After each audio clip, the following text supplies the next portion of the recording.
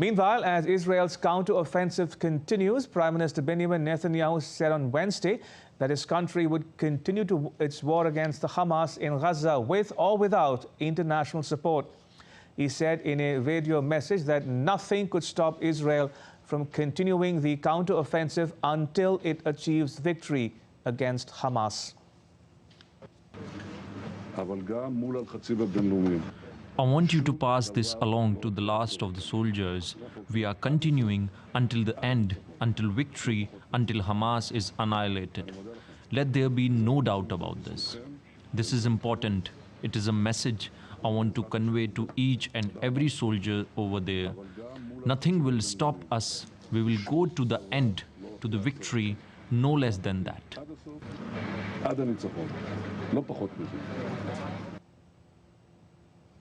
And Sarah Coates joins us from Tel Aviv for more. Sarah, what more can you tell us about the U.S. National Security Advisor's visit to Israel? Hello there, Ramesh. Well, look, Jake Sullivan is expected to touch down right here in Tel Aviv in the coming hours.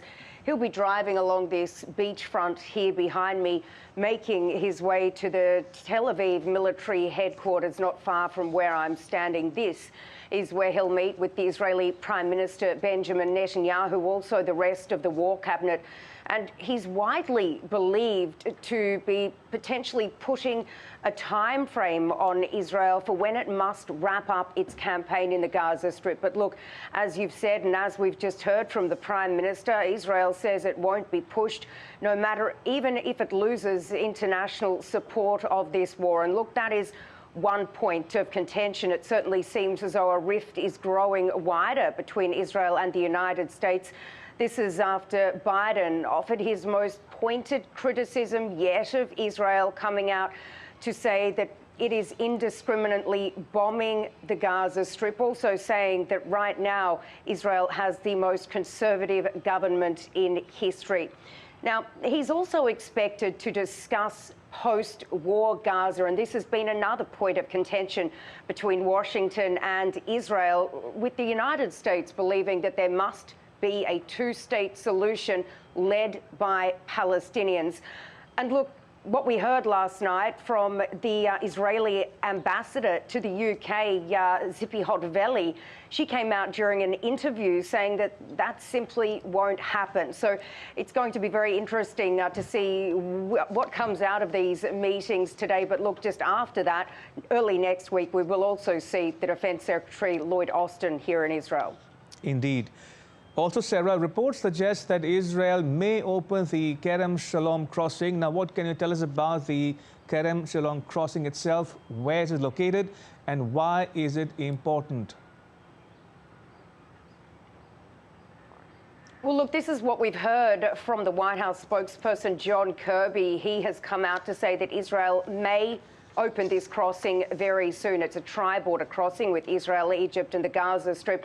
And it normally takes 60% of the trucks in through that crossing into Gaza. But as we know, Israel slammed shut all of its border crossings with Gaza in the wake of those October 7 attacks. And there's been growing pressure on Israel to open this crossing simply because the Rafah border crossing, where all this aid has been going through, is a bottleneck. It's simply not working as it was originally designed as a pedestrian crossing. So this is why there's so much pressure now on Israel to open that. Right now it is open, but just for the inspection of trucks.